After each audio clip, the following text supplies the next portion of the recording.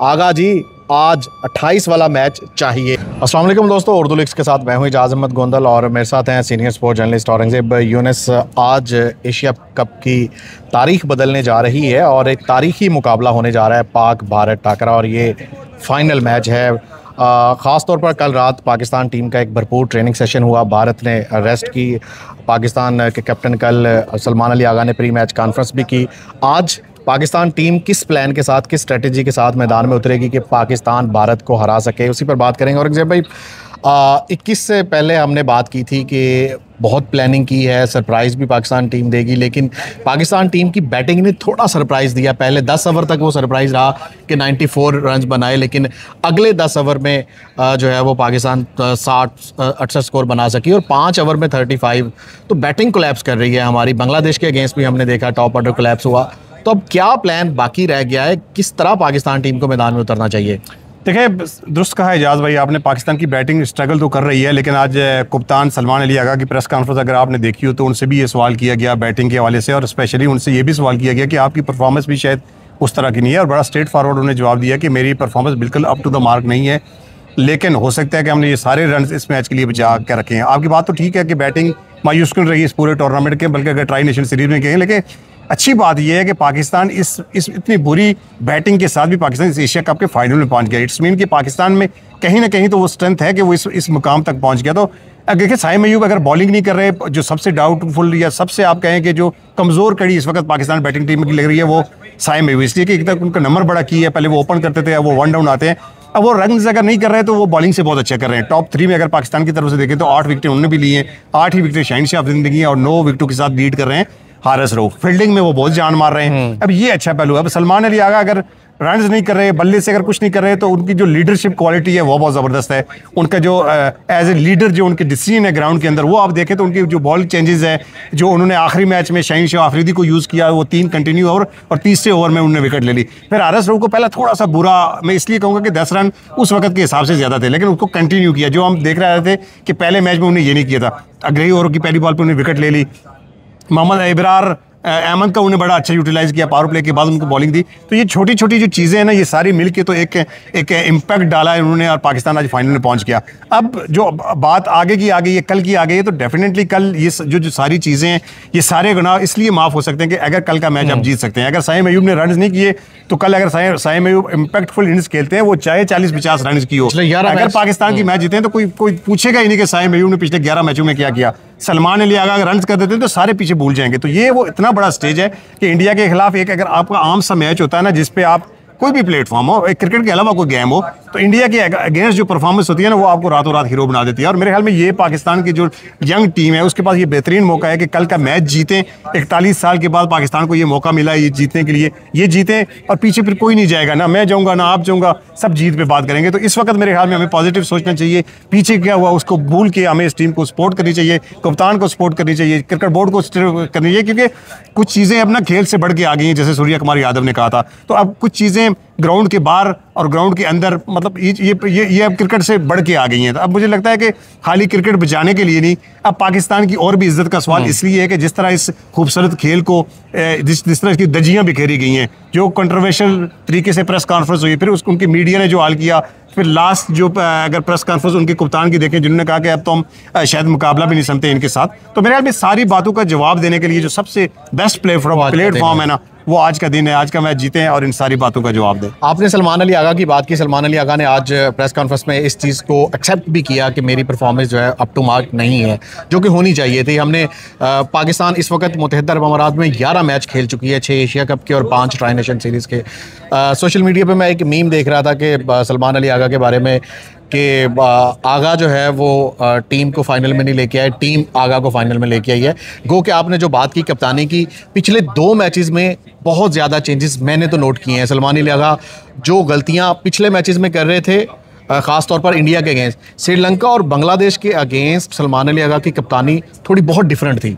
दुरुस्त कहा आपने। देखा अब खुद देखें ना कि जो इंडिया के मैच की आपने मिसाल दी कि 10 ओवर में हमारे 95 हो गए थे, उसके बाद मुझे समझ नहीं है कि आपने हुसैन तलत और नवाज को वहां पे क्यों भेज दिया। गलती थी। अगर वही चेंज आप उस वक्त शाहीन शाह अफरीदी को भेज देते या मोहम्मद हारिस को भेज देते, खुद अगर सलमान अली आगा आ जाते तो मेरे ख्याल में वो ज़्यादा इम्पैक्ट डालना था। वो जो गलतियां थी उनसे सीखा सलमान अली आगा ने। और अगला जो मैच था हमारा बांग्लादेश के खिलाफ वो बड़ा क्रिटिकल था, और वो जिस तरह जीता, फिर श्रीलंका के खिलाफ जो मैच हुआ उसमें देखिए अबू धाबी के अंदर जब जो कंडीशन थी ना वो थोड़ी सी सूट कर रही थी सीम बॉलर्स को, वहाँ पे आप पावर प्ले के अंदर लेके आ गए हुसैन तलत कर, हुसैन तलत ने 2 की विकेट्स जो वहाँ पे ली, वहाँ से हमारा मोमेंटम शिफ्ट हुआ और मैच जीते।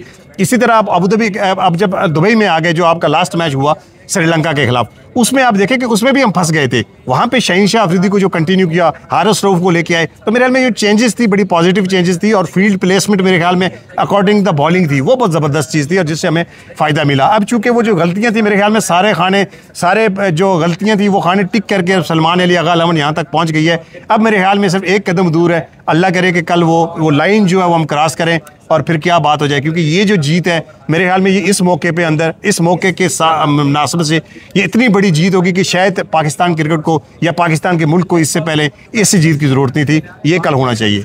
औरंगजेब, इसी टूर्नामेंट में भारत से हम 2 मैच हार चुके हैं। हम बात कर रहे हैं कि हमने बहुत कुछ सीखा होगा, खासतौर पर ओपोनेंट हमारा वो है जिसके साथ हम तीसरा मैच खेलने जा रहे हैं। आपको याद होगा चैंपियंस ट्रॉफी में जब हम दोनों कराची, पाकिस्तान और न्यूजीलैंड का मैच कवर करने गए थे, चैंपियंस ट्रॉफी का पहला मैच, उससे पहले पाकिस्तान वहीं पे न्यूजीलैंड से 2 मैच हार चुका था। और हम स्टेडियम के बाहर खड़े होकर हम बात कर रहे थे कि 2 दफ़ा हम हारे हैं, हमने बहुत कुछ लर्न कर लिया, बहुत कुछ सीख लिया, इस टीम की गलतियाँ हमें पता चल गई हैं, अब जो है वो उसको हम बेहतर करेंगे और हम मैच जीतने जा रहे हैं। लेकिन पाकिस्तान फिर हार गया। अब आपको लगता है 3-0 होने जा रहा है, या हमने उन गलतियों पर काबू करके वो जो नया जोश और जज्बे के साथ आज मैदान में उतरना है? देखें एजाज भाई, आप जो चूँकि लंबे अरसे से क्रिकेट कवर कर रहे हैं और आप भी ज़ाहिर है इतनी क्रिकेट आप देख चुके हैं कि आपको भी अब एक आप छोड़े, एक आम आदमी जो फ़ैन होता है ना उसको भी पूछे तो उसकी चीज़ समझ आ गई कि कहाँ पे आप लैग कर रहे हैं। चैंपियन ट्रॉफी के अंदर आपका जो सबसे बड़ा मसला था ना वो आपके स्पिनर थे। आप एक इब्रार अहमद के खिलाफ आप मुझे बताया ना, बड़ा ब्लंडर था। आप अगर शारजा की विकेट पे ट्राई नेशन सीरीज का फाइनल जीते हैं, 5 स्पिनर आपने खिलाए हैं, वहाँ पे अगर सिर्फ इब्रार होता आप मैच जीत सकते, या दुबई की कंडीशन के ऊपर एक स्पिनर से आप जीत सकते हैं। तो वहाँ पे आपकी जो प्लेइंग 11 और जो स्क्वाड आपने चूज किया था वो सिलेक्शन पे क्वेश्चन मार्क था, वो सिलेक्शन सही नहीं हुई थी, और वो मैच शुरू होने से पहले मैं चीख रहा था कि ये सिलेक्शन सही नहीं है।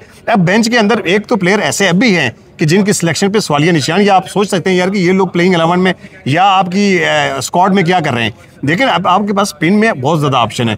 मौजूदा टीम के अंदर भी आपके पास 5 स्पिनर खेल रहे हैं और उनको रेगुलर स्पिनर भी कह सकते हैं। तो ये जो स्क्वाड है ये उसमें और उसमें ज़मीन आसमान का फ़र्क है। अब दस्तयाब मटेरियल जो आपके पास है उसमें आप फाइट कर सकते हैं, आपने फाइट की हुई है लास्ट मैच के अंदर। लास्ट मैच के अंदर अगर आपके वो डिसीजन ऑफ पावर अगर सही कर देते, या ऑन द स्पॉट जो डिसीजन होता है ना जो सिर्फ कप्तान ने करना होता है, वो अगर बेहतर करते तो मेरे ख्याल में पाकिस्तान जीत चुका था। लेकिन अच्छी बात जो बार बार रिपीट कर रहा हूँ कि उसके बाद सलमान अली आगा ने जो कैप्टनसी की है वो बहुत ज़बरदस्त की है। वो चाहे फील्ड प्लेसमेंट हो, चाहे बॉल चेंजिंग हो, चाहे आप शाहीन शाह अफरीदी का ऊपर भेज देना, ये सारी चीज़ें बड़ी पॉजिटिव हैं और शाहीन शाह अफरीदी रन करते हुए आ रहे हैं। कल भी मुझे हैरान की नहीं होगी अगर कोई ऐसा सिनेरियो बनता है तो शाहीन शाह अफरीदी को ऊपर बनता है। ये सारी चीज़ें जो लर्निंग प्रोसेस है वो आप ठीक कर रहे हैं कि उस वक्त अगर हमने नहीं सीखा तो इस वक्त कैसे सीखे।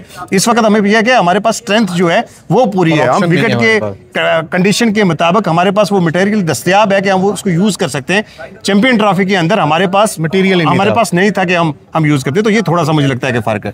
लेकिन औरंगजेब, अब साइम अयूब का इशू हमारे पास अभी भी चल रहा है। आपको नहीं लगता साइम अयूब का नंबर जो है वो अगर शफल कर लिया जाए, साइम अयूब को नीचे भेज दिया जाए और हारिस को ऊपर ले लिया जाए 1 डाउन, इससे कोई फ़र्क पड़ेगा?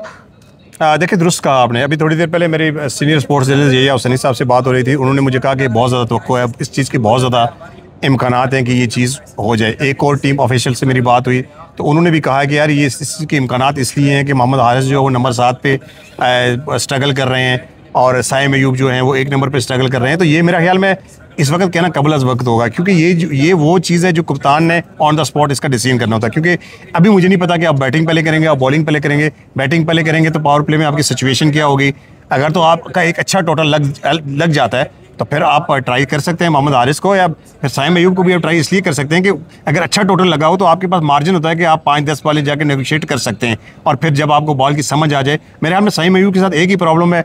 आकिब जावेद ने एक दिन कहा था यार कि मैं इसलिए प्रेडिक्ट नहीं कर सकता साइम अयूब को कि अगर वो 10 बॉलें खेले तो मुझे लगे कि ये आउट ऑफ फॉर्म है। वो बॉल ही तो खेलता है तो मुझे क्या पता चले आउट ऑफ फॉर्म है। तो इसलिए साइम अयूब के बारे में ये जज नहीं कर सकते कि वो आउट ऑफ फॉर्म है, क्योंकि जब तक वो 15-20 बॉलें खेलेगा नहीं तो आपको समझ नहीं आएगी। तो मुझे लगता है कि अगर बोर्ड अच्छा चल रहा है, अगर पावर प्ले में अच्छी बैटिंग कर लेते हैं, अगर साइम अयूब 10 बॉलें ले चलते हैं तो कोई बड़ा मसला नहीं है। अदरवाइज आप बिल्कुल मोहम्मद हारिस जो है वो यूजलेस है, नंबर 7 पे नंबर 8 पे जो उसको भेज रहे हैं तो उसको कर सकते हैं। तो ये वो सारी चीज़ें हैं जो डिसीजन जो है कप्तान ने करना है। तो मेरे ख्याल में ये कप्तान ही इसका बेहतर फैसला कर सकते हैं कि नंबर शफल करना है या इसी के साथ जाना है हमें। सोशल मीडिया पे एक मीम जो है वो बहुत ज़्यादा फेमस है, गर्दिश कर रही है, उसका लोग अलग अलग मीम्स बना रहे हैं।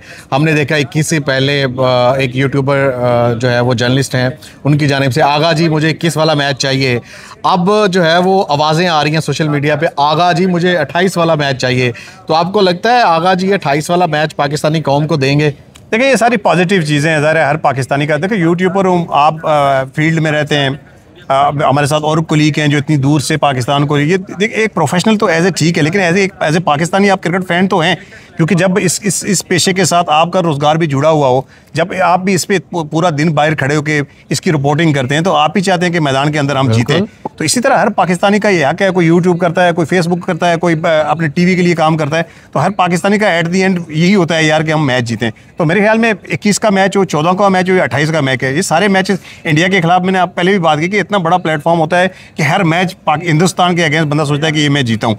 और मुझे लगता है कि आगा जी के पास हीरो बनने का इससे बेहतर मौका आ नहीं सकता, क्योंकि आगा जी ठीक है टेस्ट में बहुत अच्छी क्रिकेट खेल के आए हैं, वाइट बॉल में बहुत अच्छी वनडे में क्रिकेट खेली है, लेकिन T20 के ऊपर उनका आना, उनका कप्तानी करना, ये सवालिया निशान है और अभी तक उसको जस्टिफाई नहीं कर पा रहे। तो ये जो मेरे ख्याल में मौका उनको मिल गया, और खुशकिस्मत है सलमान अली आगा कि जो चीज़ इंतज़ामुल हक नहीं कर सके, जो चीज़ वसीम अकरम नहीं कर सके, जो वकार यूनुस, जो जावेद मियां जैसे लेजेंड नहीं कर सके, वो मौका सलमान अली आगा के पास आ गया, क्योंकि इंडिया पाकिस्तान तारीख में कभी फाइनल में आपस में टकराए नहीं है। तो ये वो खुशकिस्मत है कि अपने पहले 20 T20 के अंदर उसे इतने बड़े प्लेटफॉर्म पर एक फाइनल मिल गया, ये जीतें और सलमान अली आगा की चर्चे होंगे फिर अगले पूरे साल। आखिरी क्वेश्चन औरंगजेब भाई, अभी मैं यूएई नेशनल प्लेयर हैं आसिफ खान से भी बात कर रहा था। यहाँ पे इन कंडीशन में टॉस बहुत मैटर करता है। उन्होंने कहा कि पाकिस्तान अगर टॉस जीतता है तो उनको पहले बैटिंग करनी चाहिए। ये मेरा ज़ाती भी ख्याल है कि अगर पाकिस्तान पहले बैटिंग करता है तो एक तो प्रेशर नहीं होगा, पाकिस्तानी बैटिंग पहले की स्ट्रगल कर रही है। और उस दिन हमने देखा जो 21 सितंबर वाला मैच था, पहले 10 ओवर जब 94 रन बना ना, तो बॉडी लैंग्वेज टोटली चेंज थी भारतीय खिलाड़ियों की। हमने देखा कि वो थोड़े उनके प्रेशर का थोड़ा नहीं बहुत ज़्यादा प्रेशर था सूर्य कुमार यादव 11 पर।